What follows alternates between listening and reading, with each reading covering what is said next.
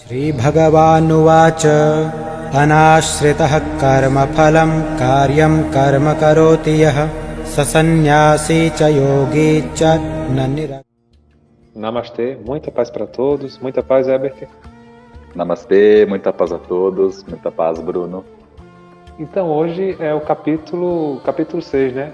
Esse capítulo é o meu capítulo preferido, Herbert, porque aqui ele vai falar bastante sobre a prática da meditação, né? Então, para quem acha que yoga está limitado à prática física, né, aos asanas, né? Nesse capítulo vocês vão perceber que o yoga está muito mais conectado a uma prática interna, né? Onde o yogi, né, ou a yogini, precisa controlar, né, seus impulsos, né, sua mente, né, seus sentidos, para que ele possa avançar na prática, né? Eu achei isso aqui muito interessante, né? Então, bora lá, né, Herbert? Para não dar muito spoiler, né? Quer falar alguma coisa? Não, peguei. Eu também vou dar Beleza. Falar. Então, já vou avançar para o verso 2, Herbert. Se quiser ler um, depois eu passo a bola aí para tu, tá bom? Não, tranquilo. É apropriado que saibas que aquilo que se chama renúncia é o mesmo que yoga, ou união com o Supremo, pois uma pessoa jamais pode tornar-se um yogi a não ser que renuncie o desejo por gratificação dos sentidos. Aí eu vou continuar porque o próximo vai estar conectado também. Só que eu vou pular para o 4, Herbert. Afirma-se que alguém está elevado em yoga quando, tendo renunciado a todos os desejos materiais, não age em troca de gozo dos sentidos, nem se ocupa em atividades fruitivas. Então, justamente o que eu já iniciei falando, né? Eu mesmo já dei o spoiler, né, do capítulo, né? Quando ele fala renúncia, né, aqui ele está falando sobre a renúncia dos nossos apegos, né, não apenas a renúncia material, né, como ele coloca aqui, né. Então aqui ele está mostrando uma prática mais interna, né, onde a gente tem que renunciar aos nossos apegos, né, os nossos desejos, né, que nem sempre conduzem ao crescimento espiritual, né. Então eu achei bem interessante esse texto, né. E só para finalizar, Herbert, no verso 5 ele vai continuar as ideias falando o seguinte: com a ajuda de sua mente, a pessoa deve libertar-se e não degradar-se. A mente é amiga da alma condicionada e sua inimiga também.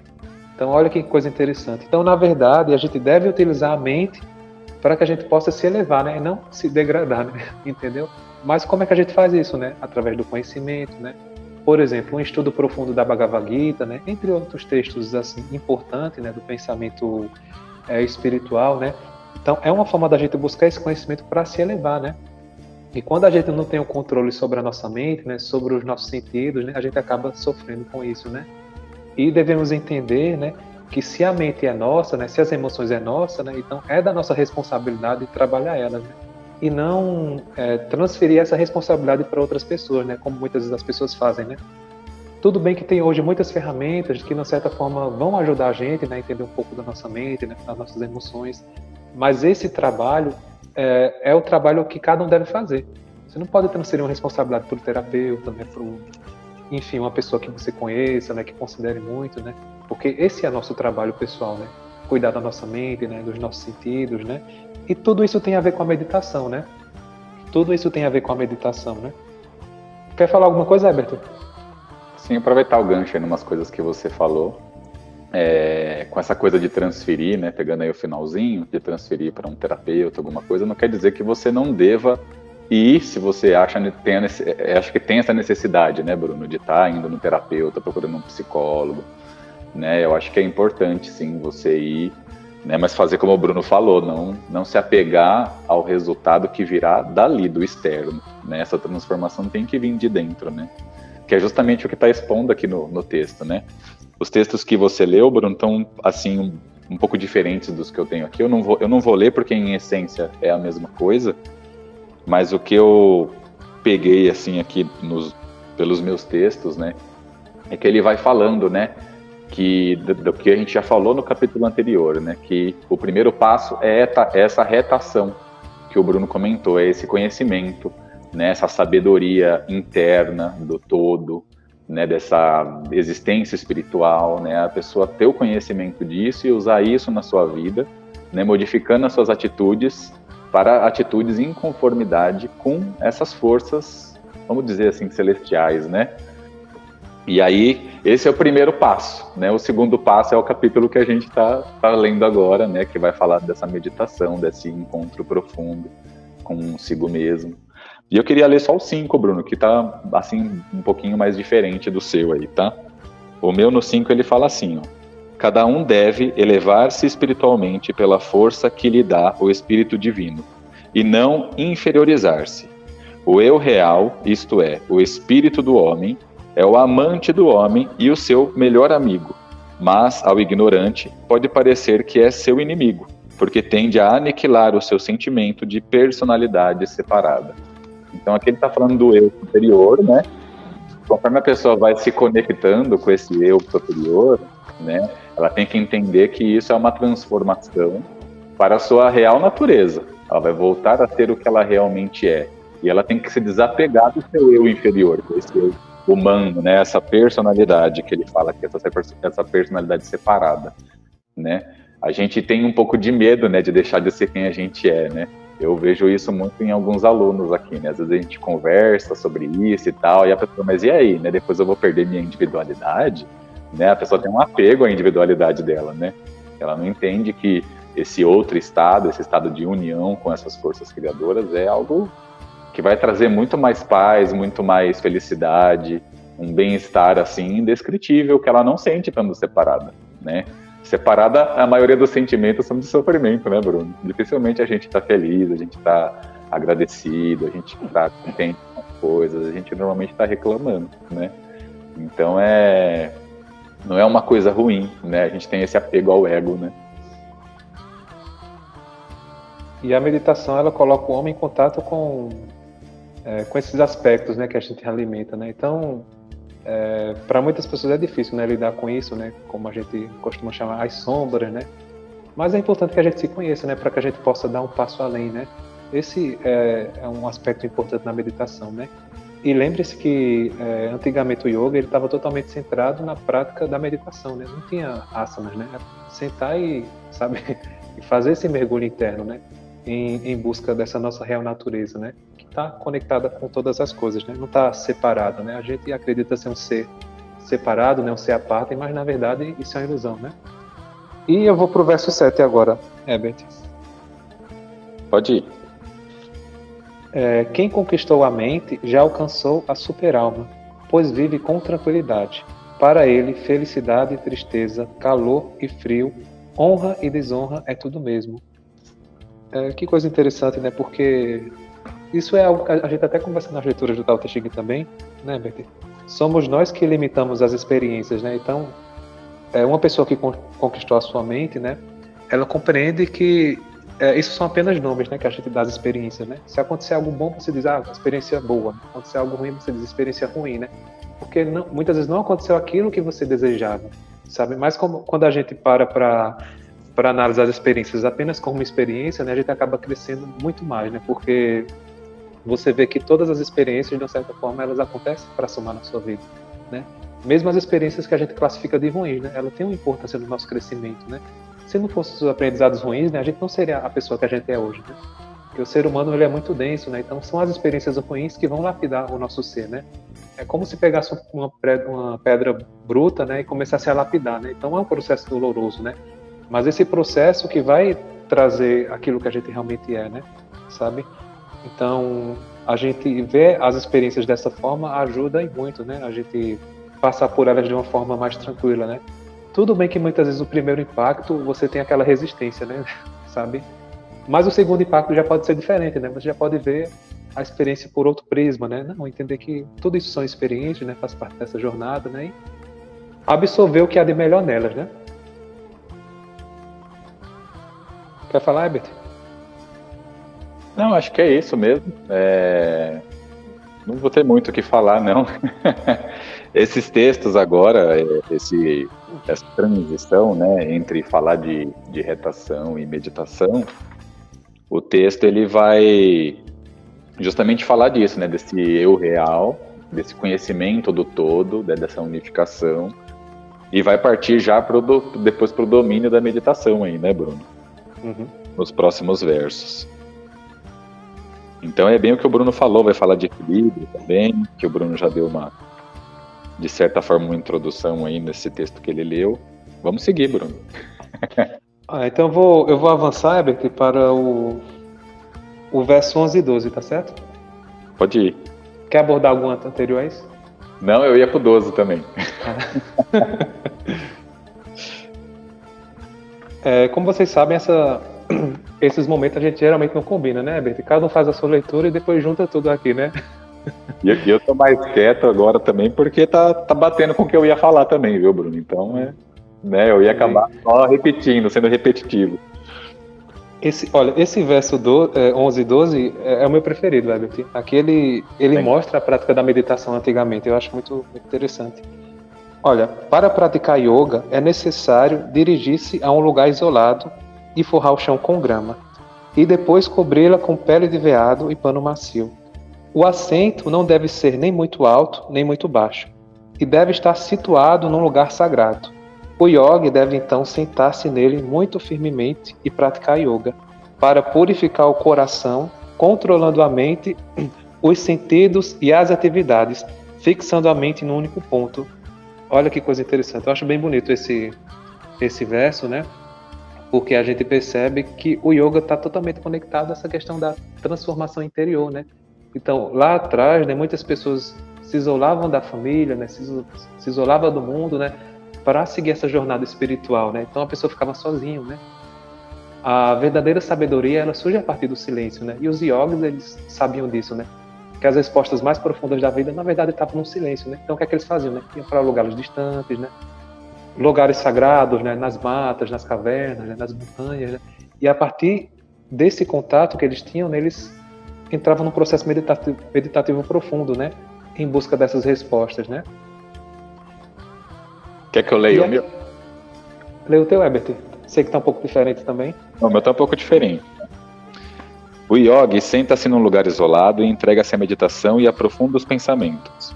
Dominando a mente e o corpo pelo eu real, é livre de opiniões e de expectativas egoístas, né? Ou seja, ele se liberta dos conceitos, né?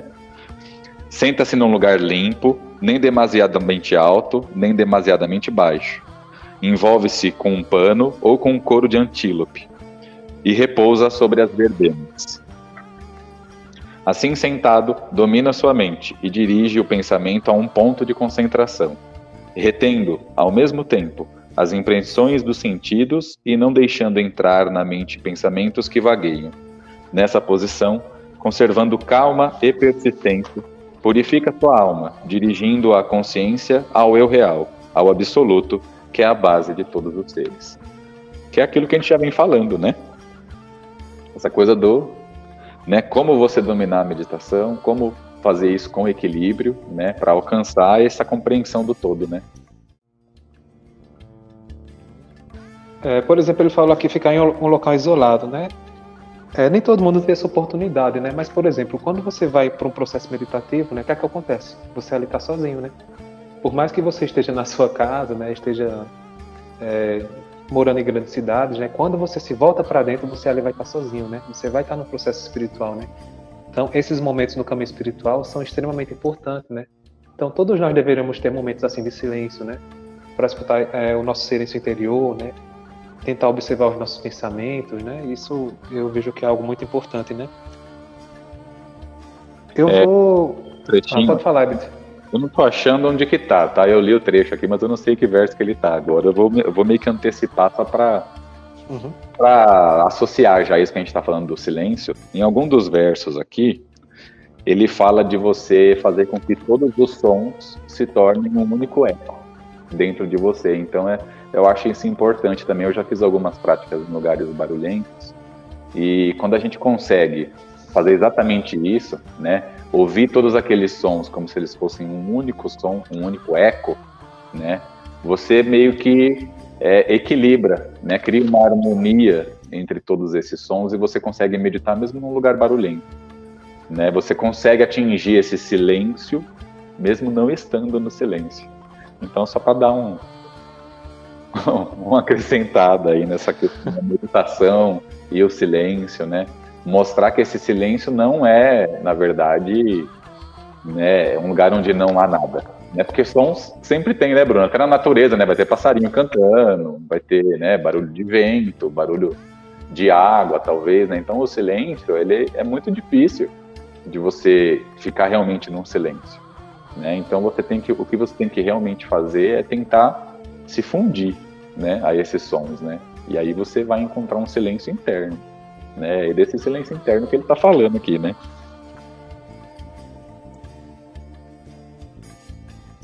Eu vou avançar para o 15, Herbert. Você quer falar sobre algum antes?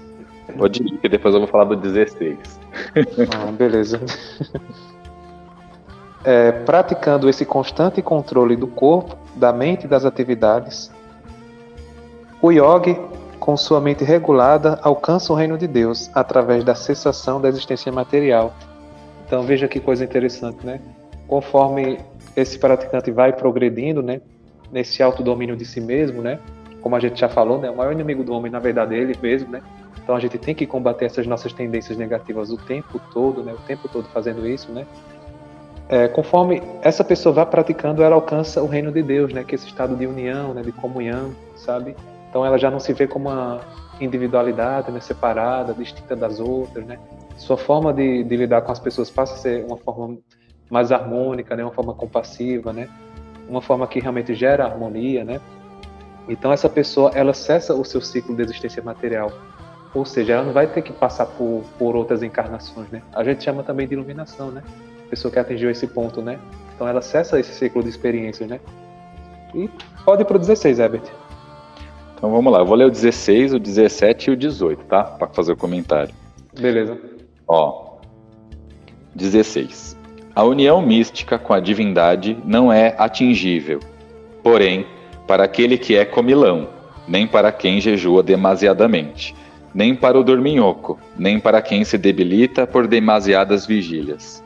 Quem quer ser yogi, há de evitar os extremos e seguir o dourado caminho do meio. 17.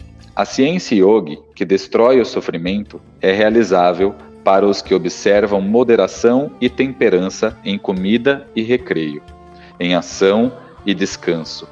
Para aqueles que, fugindo do mal, do excesso em ação, não caem no mal oposto do excesso em repressão.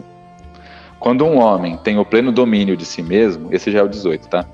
E conserva a sua mente fixa no eu real, e não anseia nenhum objeto desejável, merece o nome de Yukta, que significa cheio de graça. Tá? Então, nesse texto, ele vai falando bastante para a gente aqui de equilíbrio, né? Mostrando que a gente também não deve trabalhar demais, não deve descansar demais, não deve comer demais, também não deve jejuar demais, né? Não deve se exercitar demais, né? Então tem todo um equilíbrio, né? Procurar ali, né? Viver na ação, mas também, né? Dar esse tempo para não ação, né? Buscar também a meditação, buscar um momento em que, né? Então é o equilíbrio, né? Que ele até fala aqui, ó, o dourado caminho do meio, né? Que é o caminho, você vê que é um caminho que depois o Buda trouxe isso de volta, né, Bruno? Muitos anos depois, né, tipo, milênios depois, o Buda restaurou esse negócio do caminho do meio que tinha sido esquecido, que os yogis já não faziam mais, né? Eles faziam os ascetas lá se mutilavam, né? Ficavam sem comer um monte de dia, eles achavam que eles tinham que subjugar o corpo. E no Bhagavad Gita já estava aqui falando bem explicitamente, né? Ó, é o caminho do meio, é o equilíbrio. Você tem que viver, né, no meio das duas coisas, saber ponderar, né? Saber moderar a sua vida, né, entre o material e o espiritual, que isso que é a sabedoria, né? Para poder encontrar essa conexão aí com o todo, essa graça, né? Esse estado de yukta. Tem mais, Herbert? Não, acabou. E é interessante que a gente vê isso até no ensinamento do Jesus também, né? 500 anos depois do Buda, né? Então todos os mestres em essência trouxeram esses ensinamentos, né? Jesus falava o seguinte, né? Buscar e seguir a porta estreita, porque larga é a porta que conduz à perdição, se eu não me engano, né? Que é justamente essa porta dos excessos, né? Sabe? Então a gente tem que ser conduzido pela porta estreita, né? Que é um caminho assim mais difícil, né? Porém é um caminho que realmente conduz ao equilíbrio, né? Não essa questão dos excessos, né? Aí eu vou agora pular para o verso 20 e 23, Herbert. Pode ir. Antes de ler esse verso, né? O yoga, na verdade, ele é como vários degraus. Isso a gente vê bem claro no Patanjali, né? Então, existe essa questão do trabalho de controlar os sentidos, né? Controlar a mente, né? Prática dos asanas, né? A questão do controle da respiração, né? Então, o praticante ele vai progredindo, né? Até que ele chega no ponto máximo do degrau, né? Que é justamente esse estado de comunhão, de união, né? Que a gente chama no yoga de samadhi, né? Samadhi seria a iluminação, né? O estado alcançado pelos grandes yogis, né? Após toda uma vida de yoga, né? Não é só fazer asanas e... Não, é uma vida de yoga o tempo todo, né? O que você está fazendo reflete o yoga, né? Então, é esse tipo de vida que conduz à iluminação, tá certo? É o que ele vai falar aqui, né? Esse degrau final, né? Oi, Albert. Uma observação, né, que a gente está constantemente falando, né? Que não é só asanas e tal, né? E pode dar uma impressão de que a gente não gosta de asanas, né? Não é isso, hein? Não é isso. Né, os asanas são importantes também, como ele mesmo fala aqui, né? Tem o equilíbrio e tal, tem que cuidar do corpo também, né? Mas a gente só tá querendo reforçar essa ideia de que yoga não é só o asana, né, Bruno? O asana é a parte mais externa, né? Por isso que acabou ganhando mais adeptos, né? Como é aquilo que a gente vê, né? Porque quando o praticante está em meditação, você não sabe o que está acontecendo dentro dele, né? Mas o asana não, o asana você está vendo a postura, né, o que ele está fazendo, né, então é um aspecto que acabou se destacando mais, né, dessa sabedoria, né. Aqui, do pessoal que vem fazer meditação, né, ou que às vezes eu ofereço a meditação para o pessoal, vem na aula de meditação, né, não é só uma aula, é um momento para você se desconectar da sua vida, dos seus problemas, dos possíveis interrupções que vai ter lá na sua casa, e você vem aqui e faz a prática aqui. Aí a pessoa fala assim, mas eu não consigo ficar parado, eu não consigo ficar sem fazer nada, né, porque, né, porque ela vê a parte externa, que é justamente ficar ali, né, sentado e tal, eu não consigo ficar sem fazer nada, mas quem disse que você não está fazendo nada? Né, você está fazendo muita coisa dentro de você, né, então tem que ter essa visão aí, né, olhar para dentro, né, Bruno? Uhum. Aí, enfim, ele vai falar aqui no verso 20 e 23, né, na etapa de perfeição, chamada transe ou samadhi, a mente abstém-se por completo das atividades mentais materiais pela prática do yoga. Caracteriza esta perfeição o fato de se poder ver o eu com a mente pura e sentir sabor e regozijo no eu. Então, alguns capítulos ele até comentou sobre isso, né? Neste estado jubiloso, o yogi situa-se em felicidade transcendental ilimitada, percebida através de sentidos transcendentais, né? Ou seja, sentidos espirituais, né? Veja que é uma felicidade ilimitada, né? Não é essa felicidade passageira do mundo, né? Onde você compra um objeto, né? Depois passa aquela sensação, aí você vai para outro, né? Essa felicidade que a gente encontra dentro de nós mesmos, né? É uma felicidade ilimitada, né? Porque o eu é eterno, né? E ele continua, né? Nesse caso, ele jamais se afasta da verdade. E ao obter isso, vê que não há ganho maior. Situando-se em tal posição, ele nunca se deixa abalar, mesmo em meio às maiores dificuldades. Esta é a verdadeira maneira de alguém livrar-se de todas as misérias surgidas do contato material. Então aqui ele está se referindo a uma pessoa que alcançou esse estado de iluminação, né? Ou seja, samadhi, né? Que é o último degrau, né? do caminho do yoga, né? Então essa pessoa ela vê a vida dessa forma, né? Veja que é uma visão totalmente diferente, né?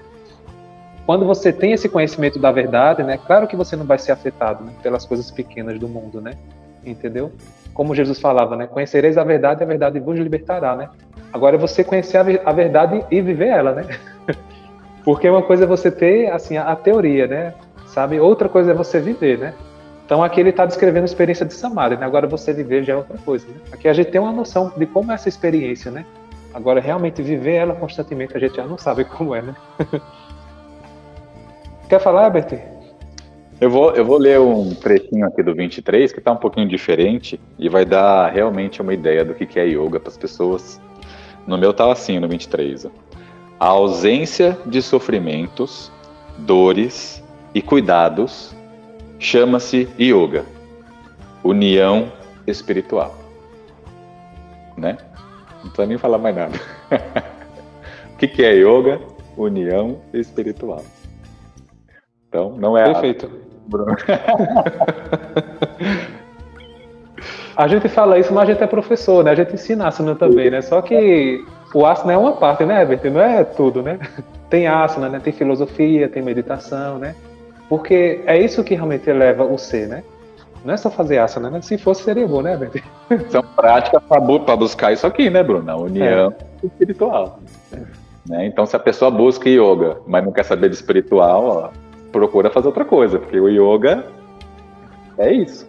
Né? O yoga é essa busca, é buscar esse conhecimento da realidade, né, da verdade que o Bruno citou ainda. Então, não pode buscar outra coisa no yoga, né? Você vai estar na busca errada. Se a busca é flexibilidade, é ficar forte, vai para musculação, vai para academia, vai para outro lugar, né? E tem tantas práticas hoje, né, Herbert? Por exemplo, falou academia, né? Tem outros tipos de ginástica, né? Por exemplo, tem o Pilates, né? Com uma atividade que trabalha a flexibilidade também do corpo, né? Então tem tantos outros caminhos, né, para a pessoa buscar, né? Entendeu? Agora, espiritualidade, né? de certa forma, né? Não está conectado, né, Herbert? Olha, mas vou te falar uma coisa, minha esposa trabalha com Pilates, né? E assim, que nem ela que é professora, e eu que convivo e estou sempre ali também conversando com ela sobre coisas relacionadas ao método do Pilates, né? E ao desenvolvedor do método, você vê que tem muita espiritualidade também no Pilates. É que o pessoal meio que deixa isso de lado, né? Vai só para a parte externa mesmo, a parte física e tal. Mas de certa forma ele trabalha um pouquinho, é que ele trabalha de fora para dentro, né? O yoga já faz o contrário, né? Ele trabalha de dentro para fora, né? Então, mas tem também um pouquinho, mas não é algo assim que você fica ali na aula expondo. Necessário, né, Herbert? Ser abordado, né? O foco do Pilates realmente é a parte física, é a parte externa, né? Então não tem isso, né? Mas no yoga o foco já é outro, né? O próprio nome, né, já diz para que é, né? Para que serve. Eu vou pro verso 24, né? Então aqui é uma chamada que ele faz, né, para aqueles que buscam viver o yoga, né? Ele diz o seguinte: é necessário ocupar-se na prática de yoga com determinação e fé, e não se desviar do caminho. Deve-se abandonar, sem exceção, todos os desejos materiais nascidos da especulação mental, e desse modo controlar por meio da mente todos os sentidos por todos os lados. Então, a gente vê que é um trabalho constante, nesse trabalho de trabalhar consigo próprio, né? Porque as nossas tendências, né, os nossos pensamentos negativos, eles vão estar o tempo todo se manifestando, né? Então, você tem que ir lá e cortar, né? Como se fosse ervas daninhas, né? Porque você vai lá e corta, né? Vai nascendo de novo e você corta, né? Então, é um trabalho constante, né? Porque é muito fácil você ser desviado do caminho da espiritualidade, né? Muitas vezes por influências, né? Não falo apenas influência espiritual, né? Mas até influência de pessoas, né? Sabe? Então você começa a se desvincular desse caminho, né? Que realmente busca essa elevação, né? Muitas vezes quer ficar indo pra festa, encher a cara, sabe? É quando você vê que já totalmente em outro caminho, né? O caminho dos excessos, né, Beto? Como ele falou, né? Não que seja ruim, né? Mas quando você vive uma vida assim de forma desregrada, né? Buscando só preencher os sentidos, você acaba agregando sofrimento também, né? Você vai ler o 26? Pode ler, Herbert. Eu leio o próximo. Então, o 26 vai reforçar o que o Bruno falou, né? Essa coisa da disciplina, né? Que a gente tem que alcançar para encontrar, né? Esse alvo, essa união espiritual. Se tua mente não atingiu ainda o necessário grau do domínio das paixões e impressões, anda para cá e para lá, desviando-se do seu objetivo supremo. Seja vigilante e refreia, pela força da vontade concentrada, conduzindo-a sempre ao alvo. Então, né, o alvo é sempre, né, o espiritual, né? Sempre buscando ali aquele eu interior, essa verdade absoluta, né, essa grande sabedoria, né, o conhecimento que está além dos conhecimentos, que está além do intelecto, né, Bruno? Esse é o alvo. Herbert, eu vou pular para o 33, tá bom? Se tu quiser ler os outros, tu me avisa, os anteriores. Deixa eu ler o 32 então também, que também fala um pouquinho desse mesmo tema. Beleza. 32. O verdadeiro yogi, ó Arjuna, é aquele que chegou, pela iluminação interna, a saber que uma só essência penetra toda a vida e todas as coisas, e conserva o ânimo igual em todas as vicissitudes da vida, reconhecendo a necessidade de equilíbrio entre o prazer e a dor na natureza. Né? Que é o que a gente estava falando, o equilíbrio é conhecer que tudo é uma única coisa, que todos os seres também são uma única coisa, que tudo na verdade é um reflexo de si mesmo, né? Todos são originados da mesma fonte, e assim você vai tratar, né, todos iguais, como a gente já veio falando aí durante o vídeo, né, Bruno? Vai tratar tudo com igualdade, né? As outras pessoas, os animais, os vegetais, né? Para você, né, um punhado de terra e uma pedra de ouro vão ter o mesmo valor, né? Porque você sabe que é tudo originado ali da mesma fonte. Pode seguir, Bruno. E agradecer também, né, Betty, porque às vezes as pessoas ficam sempre de forma ingrata, né, culpando todo mundo e não sabem agradecer muitas vezes o que tem, né? Então acho importante essa compreensão, né? É algo que ele também já vinha trabalhando no capítulo anterior, né? Como vocês podem perceber, né, quem está acompanhando desde o início, né, tem muitos versos que são muito semelhantes ao ensinamento, né? Só a forma, né, a linguagem que ele vai modificando, né? Então no verso 33, né, o Arjuna vai perguntar o seguinte, né? Agora todo mundo vai se identificar com o Arjuna. Ele fala: o sistema de yoga que resumiste parece-me impraticável e inviável, pois a mente é inquieta e instável. Aí ele continua: pois a mente é inquieta, turbulenta, obstinada e muito forte, ó Krishna. E parece-me que subjugá-la é mais difícil do que controlar o vento, né? É o que todo mundo pensa, né? Então, o Arjuna, como esse nosso representante, né, ele está justamente com esse questionamento, né? Como é que eu vou praticar isso, né? E isso é uma coisa impossível, né? Parar a mente, né? E eu queria aproveitar essa pergunta do Arjuna, né, para falar uma coisa, né? Quando ele fala controle, né, não quer dizer que a gente vai parar tudo, né? Como até o EBT já falou, né? Vai parar a mente, né? É um controle no sentido de você estar com as rédeas, sabe? Da sua mente, dos seus sentidos. Não se deixar ser conduzido, né? Ser escravo, sabe? Dos pensamentos. Sempre que aparecer um pensamento ruim, né? Um pensamento destrutivo, você está ali consciente e modificar aquele padrão, tá certo? É um trabalho de todos nós, né? Direcionar os nossos pensamentos, né? Para que a gente não possa se ver como vítimas, né, deles, né? Todo mundo tem pensamento negativo, né? Isso é uma coisa que a gente tem que colocar na cabeça, né? Independente do seu grau, né, das suas condições, todo mundo tem pensamento negativo, tem pensamentos bons, né? Lida com frustração, entendeu? Agora a questão de você saber lidar com isso, né? Tem pessoas que se colocam como escravo, né, como vítimas, e tem pessoas que sabem da sua responsabilidade, né, de estar ali no controle firme, né, dos pensamentos, das emoções, né? Não é uma coisa tão simples, né, como a Arjuna colocou aqui, né? Se fosse, né, todo mundo estava em estados de paz, né, de tranquilidade o tempo todo, né? Mas até os grandes mestres, eles precisam fazer isso também. Por exemplo, na história do Buda, né, a gente vê isso bem claro, né? Quando o Buda sentou embaixo de uma árvore, né, para buscar iluminação, né? Então, primeiramente, apareceu os desejos, né? Em forma de imagens sexuais, né? Ele viu a ira, né? Agora, são sentimentos que estavam dentro dele, né? Os textos, muitas vezes, eles colocam como se fossem demônios, né? Aquela coisa externa, mas eram coisas que estavam ali ainda precisando ser transmutadas, né?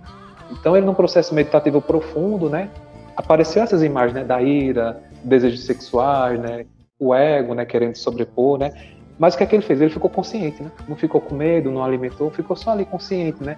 Então, a gente deve fazer o mesmo na meditação, né. Não é ficar com medo dos pensamentos, né, ou ficar ali alimentando, né. Porque quanto mais energia você coloca, né, de forma a repelir, né, mais falta aquele pensamento vem, né. Isso a gente vê na psicologia, nessa questão da repulsa, ela acaba alimentando mais ainda aquela energia, né? Então o caminho é você observar, né? Você está consciente de tudo isso, né? Assim como o Buda fez, né? Então naturalmente esses desejos foram diminuindo, né? Foram desaparecendo, né? Porque ele nem alimentou e nem criou repulsa ou expectativa, ele apenas observou, né? Tudo isso, né? Com clareza, né? Quer falar, Herbert? Quero. Ele se colocou como esse eu real, né? Essa consciência observadora que está fora.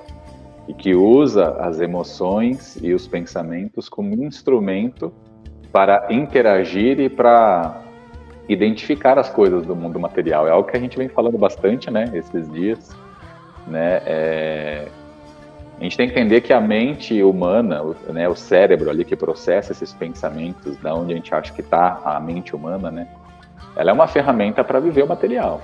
Né? Então ela vai ficar constantemente pensando algo, ou trazendo algum questionamento, ou trazendo desejos. Por quê? Porque é o trabalho dela. Né? E se a gente se deixa levar por ela, se a gente acredita que a mente somos nós, tem até aquela frase, né? Penso, logo existo, né? Não, você existe, depois você pensa. Né? É ao contrário. Né? Então a gente tem que ter essa noção, tem que ter essa certeza, tem que ter esse conhecimento de que a gente existe primeiro e pensa depois. O pensamento é um instrumento, então a gente tem que encarar ele dessa forma, como um instrumento. Quando a gente consegue entender isso profundamente e consegue aplicar isso, por exemplo, numa meditação, aí a mente fica quieta, porque aí você domina ela. Você vai saber utilizar o instrumento. É que nem uma pessoa que vai usar uma serra e não sabe usar, o que acontece? Ela acaba cortando o dedo, né? Agora, quando você sabe utilizar, né? Quando você precisa dela, você liga, corta aquilo que você precisa cortar. Quando você já cortou, você desliga, ela fica parada, não faz mais barulho, né? Então tem que ter esse domínio, né, Bruno? Tem que ter esse domínio, que é justamente a resposta que o Krishna vai dar, né? Você vai ler a resposta aí? Então, eu acho interessante esse ponto, porque o Krishna poderia falar, isso é muito simples, né? Mas não, ele disse, não, realmente, é muito difícil. É muito difícil, porém, ele fala, porém é possível pela prática adequada e pelo desapego, né? É você, como a gente conversou na prática da meditação, né? Você apenas observar, né? Tomar consciência dos pensamentos, dos sentimentos, sem se culpar, nem se ficar mal, sabe? Com o tempo, esses pensamentos, eles vão, assim, diminuindo de intensidade, né? E a gente sempre fala na meditação, né, que é importante esse parar, né, esse silenciar, né? Por quê? É o que ele vai falar no verso 36, né? Para alguém cuja mente é desenfreada, né, não para, né? Ele fala que a autorrealização é tarefa difícil, mas aquele cuja mente é controlada e que se empenha por meios apropriados certamente terá sucesso. Esta é a minha opinião, meu jeito. Então ele está dando a opinião dele, né? Então justamente isso, né? Conforme você vai aquietando a sua mente, né, você vai tendo esse autodomínio, sabe? Agora, para quem tem a mente acelerada, né, aquela mente desenfreada, ele não vai conseguir vivenciar esses estados superiores, né, de conexão, né? Por isso que todas as práticas, né, por exemplo, prática do Tai Chi, Yoga, meditação, sempre faz com que você diminua o seu padrão, né? Você fique mais tranquilo, sabe? Para que você possa alcançar esses meios apropriados, né, que ele fala aqui, para ter sucesso, né? Porque senão você fica naquela padrão acelerado e não sai disso, né? Então, primeiramente tem que relaxar, tem que ficar tranquilo, né? Aí, através das práticas, você vai conseguindo progredir, né? Aquelas escadinhas que a gente falou, né? Até estados superiores de consciência, né? Você vai atingindo o controle, né, Bruno? Com as práticas. A prática é justamente para isso, para você adquirir o domínio. Né? Porque é como o Krishna fala aqui, né? É difícil, mas não é impossível, né? Tantos alcançam, né? Por que você também não vai alcançar? Né? Precisa de disciplina, né? Tendo disciplina, realizando essas outras práticas que o Bruno citou aí, você vai adquirindo esse domínio, né, e esse controle, e aí o Samadhi é possível, né, vai se tornando cada vez mais próximo de você.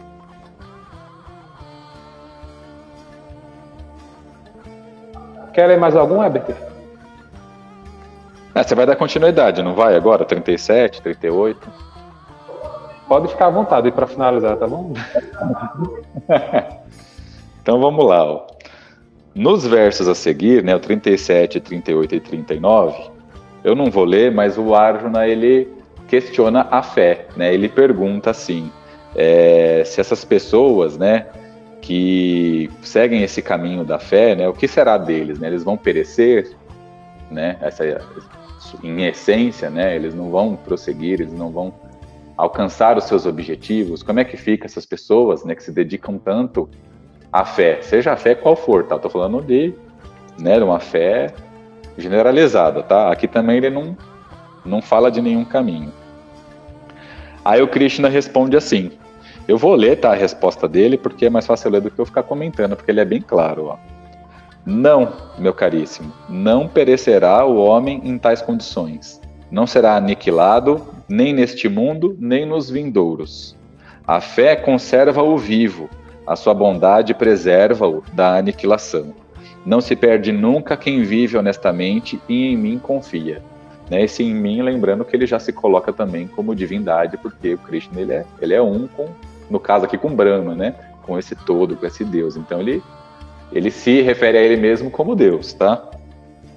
A alma cuja devoção e fé acompanhadas de obras boas carecem de aquisição de perfeita disciplina, depois da morte do corpo, vão habitar o céu dos justos, que ainda não atingiram a perfeição. Olha que interessante. Seria aqui os planos astrais, né, Bruno? As colônias espirituais aí. Ali fica gozando felicidade por inúmeros anos, mas depois reencarna em casa de homem bom e nobre, nas condições adaptadas ao seu desenvolvimento e adiantamento. Aí olha que interessante. Pode nascer, nesta nova encarnação, como filho de um yogi adiantado, se bem que tal nascimento seja difícil obter-se neste mundo, atrasado moralmente. Olha o que ele fala, né? Tipo, já dando aí a entender, né? Já fazendo dando uma dica aí de que existem outros mundos mais adiantados, né? Talvez você não possa nascer aqui filho de um yogi adiantado neste mundo, mas em outro, quem sabe, né? Se você merecer, você pode ir para outro planeta, ter uma vida em outro lugar. O universo é tão grande, né? Seria, acho que, muita ignorância da nossa parte achar que a vida existe só aqui, né? Então, aqui nesse trecho, o Krishna já dá uma dica aí, já dá, né? Joga uma frase muito interessante. Eu vou continuar, ó. Na sua nova existência, o homem recupera novamente toda a organização espiritual que tinha adquirido na vida passada e, assim, fica preparado para continuar os estudos e as tarefas que conduzem à perfeição. Com a morte, não se perde nada daquilo que a alma adquiriu. As experiências que o homem fez nas vidas passadas tornam-se instintos e incitam-no ao progresso, até inconscientemente. Mesmo quem só tivesse desejado conhecer yoga, recupera esse desejo e, com o decorrer do tempo, transcende os liames da matéria.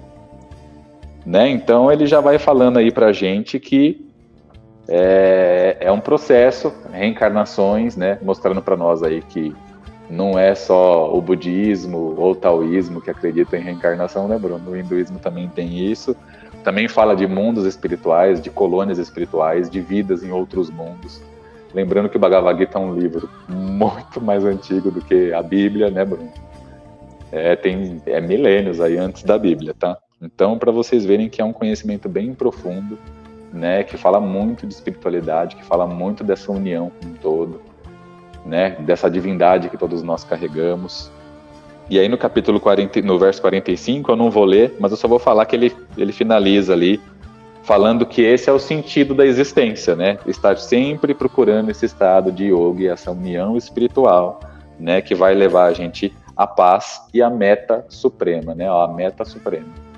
Né? Que esse é o objetivo de todo esse trabalho, essa disciplina, essas experiências que a gente vive, né? As dificuldades, as facilidades, tudo está nos levando de volta a esse caminho de união com esse todo. É como se ele se tivesse dividido para experimentar a vida material e depois ele só simplesmente retorna, é um fluxo natural, né? Eu acho que eu não tenho mais o que falar, Bruno. Eu achei interessante o verso 44, né? Porque muitas pessoas falam, mas eu nunca vou conseguir alcançar esses estados nessa vida, né? É uma pergunta que a gente recebeu, né? Numa reunião, né, Beto?